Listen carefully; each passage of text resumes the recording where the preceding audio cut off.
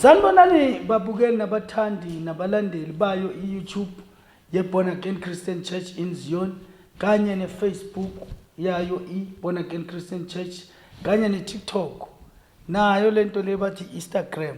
Professor CM Lukhuleni namhlanje uhlezi esitulweni sakhe sobukhosi ngihlezi kami laba mfowethu angikho estudio ngoba abantu benokuhlala bathi bashutele estudio. This is my house. uNkulunkulu angibusise ngayo umuzi wami umuhle nomkhukhwami ngihlala kuwo, but ngifuna ukusho ukuthi bafowethu sishumayela ivangeli as iBorn Again Christian Church.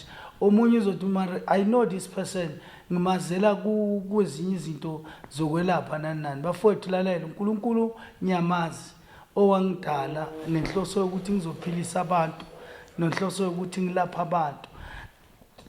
So mangikhona lana as a leader noma i-founder yeBorn Again Christian Church ngibonga uNkulunkulu ngokuthi yonke into njengoba ngikhuluma nawe nje iBorn Again ihlanganisa 1 year ikhona noma izelwe njengoba ubona nje kuhle ngoba ngibona ngigcoke kamnanzi ngigcoke nje into takhona ngigqokise uye ubaba elected Archbishop ubaba uDlomo weRedeem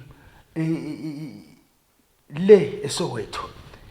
Inhloso yami namhlanje ngo-Archbishop sengu-Archbishop weBorn Again Christian Church ngifuna ukusho ukuthi la kule channel we will be preaching the word of God.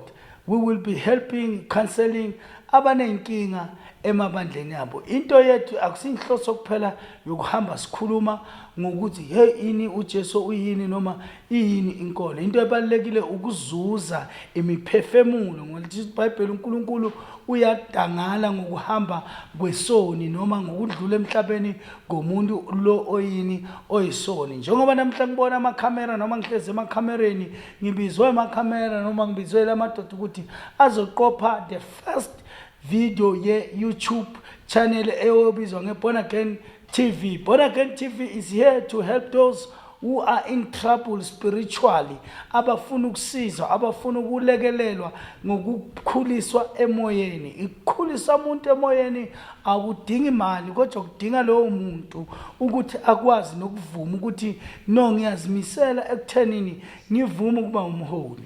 Ukuba umholi kudinga umuntu oledwa umoya oyingcwele. Moya oyingcwele uyadingeka emntwini. You can't preach, you can't heal a person ungayihlelanga umoya oyingcwele. But ngifuna ukusho lokho namhla sengivala ukuthi bafowethu sibonga kakhulu nenkonzo yethu enkulu kangaka eyenzekile lapha Kangala community hall where we worship every Sunday lapha 821 section D enkangala. Time is 11 a.m. until 1 o'clock. Siba sidumisa uNkulunkulu ngalokuhle lokuphelele. Ngelinye ilanga seshaya nje 5 siloku sithandaza. But please don't forget to subscribe, also to like. You want to ufuna umthandazo, please don't hesitate to call this number 064-559-5720 from 8 a.m. until 6 a.m. Professor CM Lukhuleni uzokusiza ngokuguide aphinde futhi akukhulise spiritual because uNkulunkulu ungiphile amandla yokusiza imphefemulo nokuunderstandisa abantu ngokukholwa. Inkosi yomsayini busise. Amen.